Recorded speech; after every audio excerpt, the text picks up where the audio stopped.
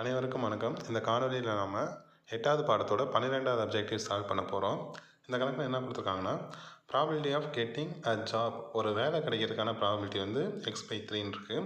அதை நம்ம வந்து P ஆஃப் ஏன்னு எடுத்துக்குவோம்.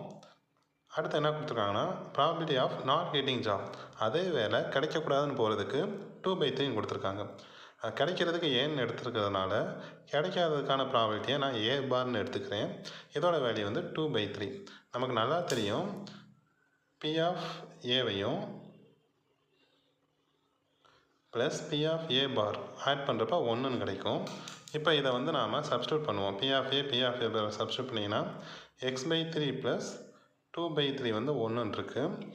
இப்போ டினாமினேட்டர் சேம்னா x ப்ளஸ் 2/3 வந்து 1ன்னு வந்துடும். இதில் வந்து x ப்ளஸ் 2 வந்து என்னது 3ன்னு வந்துடும். எக்ஸோட 2 ஆட் பண்ணால் 3 வருதுனால எக்ஸ் வந்து என்னவாக தான் இருக்கும், ஆப்வியஸாக 1ஆக தான் இருக்கும்.